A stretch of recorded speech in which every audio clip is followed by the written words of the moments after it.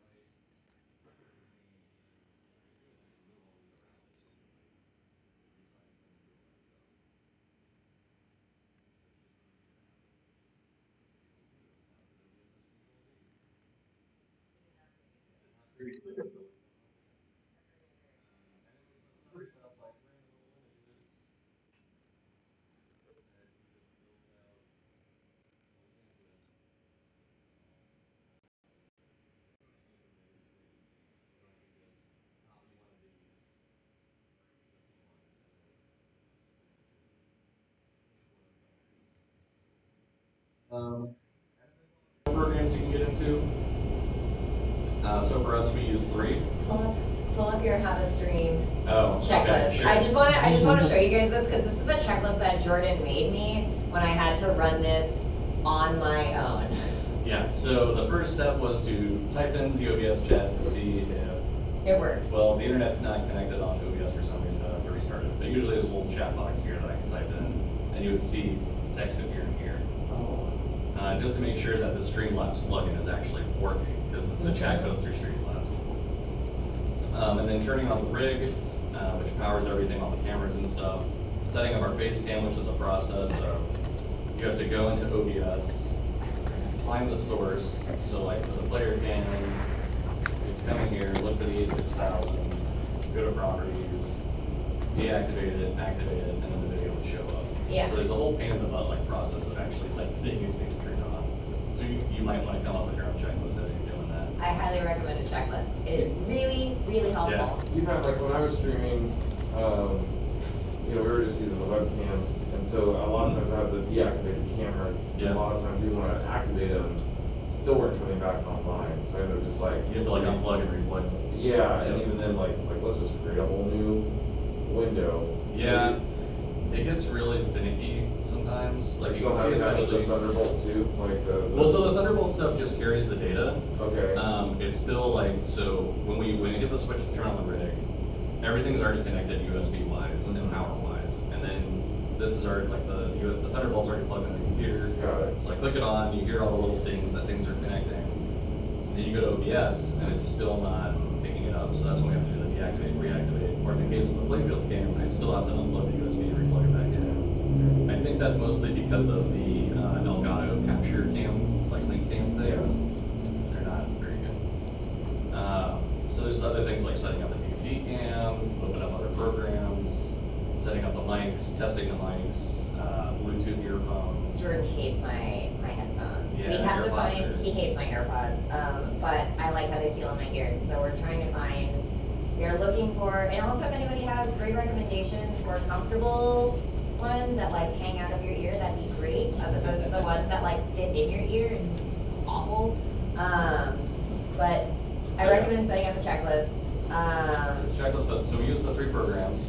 Streamlabs chatbot is the thing that basically monitors our chat and does certain things when chat says certain things.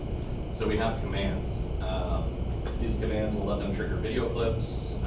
If it's their first time in chat for the day, it'll trigger video clips that we set for them, sort of like an introduction. That's a point reading we have to connect with our chat.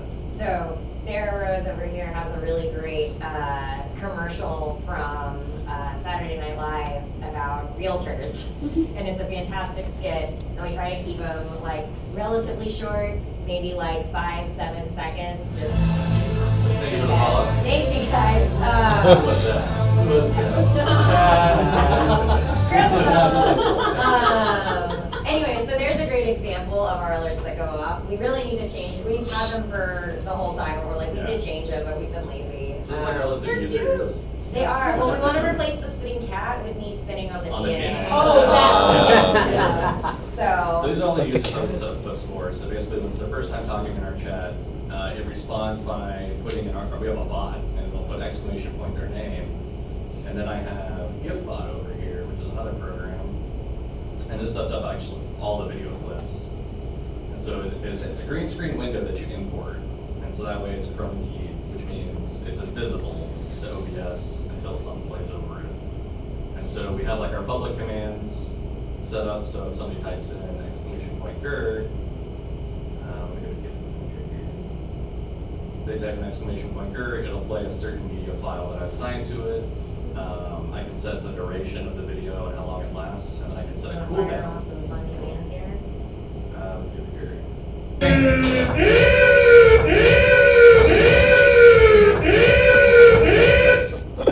Anyway, that's fun. What else do we have? Oh, do the one that we always touch with. Oh, rain? Yeah, rain. I don't have to turn down the volume here. Yeah, turn it down real low, or else we're all gonna blast our ears out. So I have a habit of using exclamation point rain just in our little chat to make sure that GIFbot's running and working. Also, if you haven't seen the movie, the Dungeons and Dragons movie that came out in 2000, you should watch it. It is trash. Jeremy Irons chews every scene that he's in, and it is an absolute work of art. And then we have our users. So, if Scott comes into our chat and says something. I have a question about that. Yeah. That's pretty ridiculous. Now, do you have these limited by who can actually trigger these? Yes. I know So- I can trigger GER, but I probably couldn't trigger MPTK for MPTK. On the public ones, you'll see there's these little checkboxes, and it says like must be a follower, moderator, subscriber, etc. None of these are checked. So public can do it. The only limitation is the cooldown. So this cooldown sets that after this has been triggered by one person, it's going to be 4 minutes until somebody else can trigger it. And then we have viewers. So must be in a user group bot. So basically, you need to be us or the bot in this user group to be able to trigger it. Or else people get crazy. Yeah, or else people get crazy. So, and I can't assign specific people. I can put like, this specific viewer can do that. So yeah, it's a pretty easy program to use and do gives with. I'll take them all. I want a fuck ton of cash. Give me a fuck ton of cash. Sorry, I have a lot of fun with them. I'm like, yay, we get to do commands. Streamlabs contains all of our actual alerts as far as like the follower alert and all that stuff. That's all set up in Streamlabs and imported as a widget. So we have this alert widget. And in here, this has your Streamlabs actual URL to get all those things. And then the last program we use is the Horn board, Which we might be phasing out. We might be phasing out. There's a thing called Streamerbot, and this is this is like what MP23K used to use, which would do all kinds of crazy stuff. Also, if you guys haven't checked out, I know I'm like plugging other people's streams whenever. I feel like it's an interesting dynamic because in general on Twitch, you don't talk about other streams in other people's streams. I feel like Pinball is such a small community that everybody who streams is in everybody else's chats anyway. And we're such a small community that we all do it anyway. And so, Yeah, but you'll still find there's a few people that get weird about it. there's a few but people who get weird about it, so you can kind of take some clues from We don't care. the chat. We don't care if you talk about your streaks in our chat, nobody cares. Like, we don't care, talk about yourself, we love it. So, I go to the top here. So this is talking about just testing the chat to make sure it actually comes in. So I can type in this window and then it comes in over here. And the yard board, so what's cool about this is you can program a bunch of stuff to happen. Yeah. So even though this is called Dadcast, this is just like a bunch of stuff. So on this one, I can have like, where's like screen at? Hey, Cage. I'm on the right one. No, this is the one, I think. There's just a bunch that we did. Anyway, so you create these like things that are sort of like logic programming based. It's pretty simple to like dissect them. So if I do, this one is. We've also needed to revamp all of our stuff. So this one's for like, it. based on something happening, you can change sources or like make things go away. So what we do is we have media files like some GIFs, and you can redeem, say, Zoomy Cat. And Zoomy Cat through the OR board will make a little cat appear, jump over screen.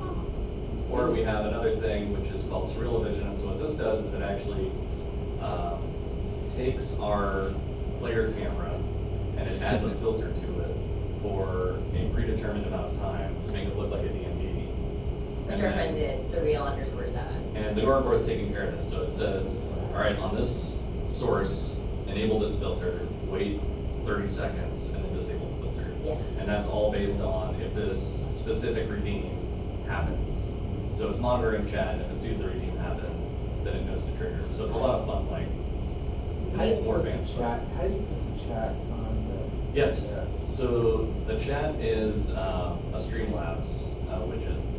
Oh, so you have to use Streamlabs? You have to do Streamlabs. I mean, you don't have to, but Streamlabs is, I guess, easiest. So if I go into my chat scene here, I have chat, which is a Streamlabs URL basically. And you can see it's moving it sideways because I rotate it, make it more vertical. Cool. It's kind of breakdown of that. I know there's only like 13 minutes left. I'm down for questions in general. And if there's any specific thing you want I have a question. to see or learn about, yeah? Specifically about the software, because like I was using web-based type of things to blow up widgets and, you know, graphics on the Yeah. screen. So are those freeware programs? Like where does one find those programs Yeah. you just went through? So, GiftBot, I think I found, man, that's a good question because it's been so long. Mostly I got all this stuff from Manu from MPT3K. We stole teaching everything me. from Mono. Alright. He's super cool, you guys should check him out. You can check him out like whenever, but like Friday nights is really where it pops off over there. He did a bunch of insane scripting with like Streamlabs, Leon board stuff to do movie mocking. And it's super bonkers. But GiftBot, you can just move it forward and down. Okay, cool. Leonard board, I think is a, Free. yeah, it's not a free thing. There is a widget you have to import for it to like communicate, but there's some guides out there. on how to use Okay. it. And actually Manu's done some videos, I think, on YouTube on Okay. utilize it. It was a lot simpler than yeah. what I was doing. Yeah, I like GiftBot just because it's easy. All you have to do is have, let me see here if I have my buttons. Yeah. So I have like clips. No, that's not it. GiftBot. That's actually GiftBot, I think. There's a place where I store everything. I'm not gonna remember what it is. It's the morning, it's okay. Yeah, as far as like the viewer clips and stuff, so like I have everybody's intro clips in like a folder, so I can keep track of it. But yeah, typically it's all like transparent GIFs that I save and then put in there. Yes. When you guys stream on location, what kind of challenges outside of like bad Wi-Fi or like lighting do you guys find?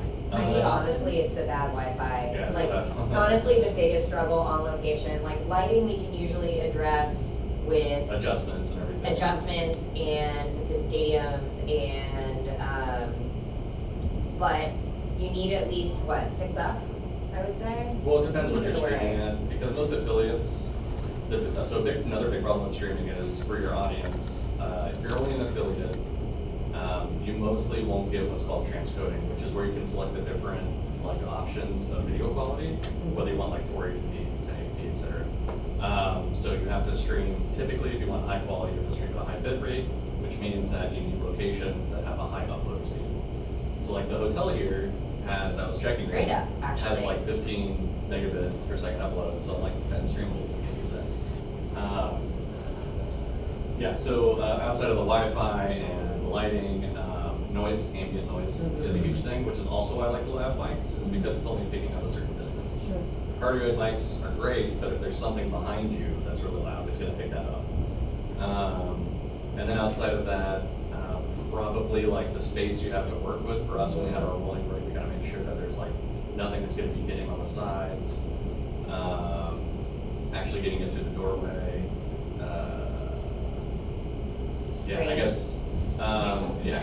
And then like we did a GNR stream at Fun in Dallas, which was, just a store where you can buy pinball machines and stuff. And Oh my gosh, that was. the problem was, we were ready to set up, and there was somebody playing the machine, and like we didn't want to go up and be like, hey, we gotta set up, we can kick you off. So it's always like a struggle with if you're in a public environment, you might have to deal with people who might get salty at you taking over the machine. Yeah. Where in that case, we were letting other people play, and we just sat off to the side and commented. This is also when GNR just came out, and it was like the hot new commodity, and so everybody, and you couldn't find them on location, so everybody was going up to play it, and so we had a limited, but also I would say like being on good terms with your location, because you do want, like, you need to be talking to your location. Some locations are cool with it, some locations do coin drop, some locations will let you put it on free play. Come in, hang out. So it just kind of depends on your location. Yep. We've done a few locations. We've also like rolled up to people's houses. Yeah, it's just how quickly you can set up, or how, like, if you have the space in the truck or car. Yeah. Store everything. You guys gonna stream here this weekend? We might. Sure. We were approved to stream at the market booth on one of the Yeah. machines, so we might do that still. Yeah. Any other questions? Yes. That was good first. How do you get with all these audios? How do you? Oh, yes, so a lot of these are just muted. So desktop capture is capturing the actual desktop noise. What we do is we monitor everything, all the sources, through our earbuds. So all the music from the pinball machine, all the alerts, any other sounds we have going on are not directly output through OBS. It all is just basically playing on the desktop, and then we tell OBS to only capture what's playing to the desktop. So that way we get How do you everything. do that? How do you tell? Yeah, so the direct capture in the properties here, you're just selecting which device you want to capture. In this case is the speakers. And then everything else, you go to advanced audio properties, you can see all these different audio monitorings. So if you do monitor only, that means basically these sources are only going to play on the desktop and not actually output on the screen. Okay. So with our direct audio, it's coming into the computer, it sees it as a device, and it's showing the levels, but we select monitor only so that we hear it through our earbuds and it's not being directly output. Sorry to bother you. That's all good. You're That's good. a big one. Yeah, it's a little confusing at first, Yeah. and I had to work with just another pinball stream to figure this out too, so that he could monitor and output all of the sounds on it, like sounding like there's double things going on. Yeah. Yeah. Scott? Okay, so a question regarding Streamlabs versus OBS. Yeah. So I currently run Streamlabs like straight up. Yeah. Because it's just super easy for me. I don't do like advanced anything crazy in it. Mhm. Besides like, got GIFbot or GIFbot plugins and stuff like that. Yeah. But not really doing too much with it. Now, if I wanted to, like, cause most people say, like, you guys are saying just go straight to OBS as a new streamer. Yep. If people already went to Streamlabs, did you have to migrate over everything? Yes. Or could you migrate over everything? We had to basically redo everything. You had to redo it? Yeah. Okay. I kind of just started from scratch, and then I went off of MPT3K's methodology, which was the nested scenes, and then that way I could easily build out a new layout just by importing all those nested scenes, Okay. and then putting an image behind it, and all that stuff. Yeah, I started with OBS and got confused, and then I was like, I'm just gonna do something Yeah. easy. It was painful, but it only took a day. Okay. What's up, Cal? Have you ever had any problems with cameras, like some weird protocol not coming through with Streamlabs? Because we used Streamlabs for like a year, and now it's just become a huge pain in the butt because every time I have a problem with Streamlabs, I can open up OBS and that camera functions totally fine. Yeah, Streamlabs, I'm trying to remember if we had camera issues. And we were only on Streamlabs, honestly, for about 5 or 6 months. And then we tuned off of it because we wanted to use the Orange board, and the Orange board plugin doesn't work with Streamlabs. I And picked so the that was Really? like, Oh, yeah. the main switch. But yeah, I would assume that there's weird funky stuff with that. It's got a good UI, but it's like It is a good, it's user friendly. That's the thing, is it's very user friendly and Yeah. easy, like intuitive. But OBS has the better, like, like flexibility. It's sort of like Mac versus Windows. Hey! wow. Sorry. Oh, he gives me crap all the time about my iPhone. It's fine. I will never give that thing up, and Apple owns my soul, and I'm okay with it. Also, it's easier to stream. I will say, it's fine. It is easier to stream from a PC than it is a Mac. We have a friend who Yeah. streamed from a Mac, and she was just like, she actually was reaching out, and she was like, I have to get a different computer. Like, this is a nightmare. Yeah, we have to do it. Yeah, a lot of people have to like transition into getting a different. But overall, when you're streaming, just do it for fun. Yeah. Don't read out your viewers every 10 seconds. Our which first is what stream I back is always- like, we have 2 streamers. Oh my god, we have 2 streamers. We have 2 people. Or not 2 streamers, 2 viewers. 2 people. And and then it was like, no, 1 person. Why did you leave? And so, If you stay consistent with the schedule, that's Yes. the easiest way people will start following, because they'll know that, oh, this person's going on this day at this time. Like, I know to tune in Yeah. on Thursdays to watch like the Marco stream at a Hey, certain it's appreciated. time. And like I know like to go Friday night watch MP3K when he's mocking movies and stuff like that. So and then managing social media is also really helpful. So I run all of the posting that we do. So I do everything through, I've linked up, I don't use Twitter, God forbid, but I did figure out that basically Facebook and Instagram, I've linked them together so I can just post to Instagram, which therefore posts to Facebook. So, and then running a bot command that basically says, hey, follow us on social media, which is where I can do like other things for promotions, and basically just making sure that people are aware of whatever we're doing. So, like, when you do want to stream, it's a fun thing to do, but also, like, it's a whole picture, it's a whole community. And I would say, like, that's the really big thing, is it's a community, and when you start streaming, you're bringing in your community to join other people's communities, and then it's also an active community. So if you're streaming, spend time with other streamers in their chats, because they'll share their community with you. We share our chat in our community, and we've had, we've jumped into other communities. We did some arts and crafts streams for a while, and we did, which was really woodworking, and so it's a whole online, it's just, everybody will support everybody. It's just making sure you spend that extra time reaching out to other communities, because if you don't engage with other people, they're not gonna wanna engage with you back. It's all about building that relationship on the internet. I also have fart. Yeah, and we also have a bunch of fart putty. We did bring a couple of extra cans of fart putty. Glow in the dark fart. Glow in the dark fart putty. So, if anybody wants some glow in the dark fart putty, you can bite to the death. It's really fun. It also smells like candy. And let's see. I think the other thing is just looking at what platform you want to use, like whether you want to stream directly to Twitch, whether you want to go with YouTube.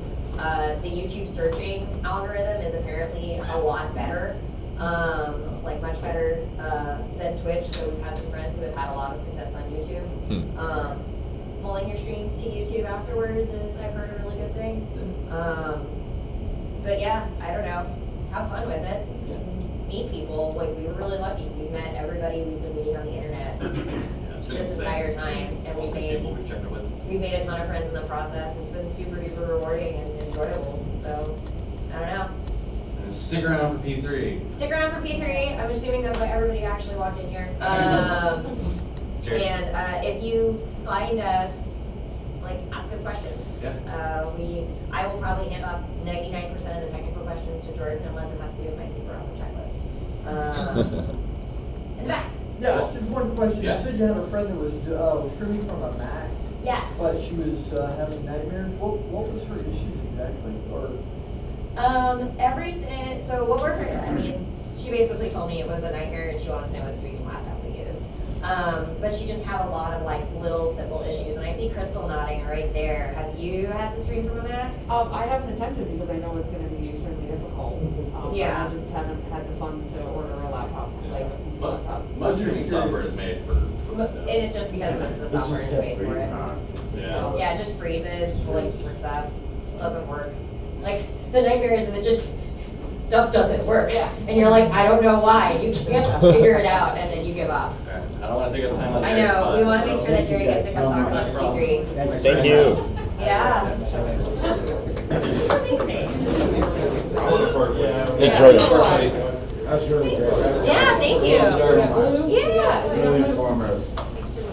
Hey, Jordan. Yeah. Lewis Hamilton disqualified from Friday's practice session. What? Technical infringement related to the DRS system. So it was 2 millimeters too wide? Something like that. Who knows? Dude, this is whack. You guys are all crazy about this stuff. Yeah, we like This- race cars. Race cars are fun. This season I don't have is time for this. the You guys most. are trying to make me want to do this. Please do it.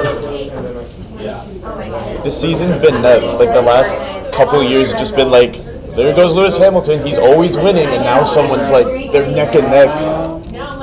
It's super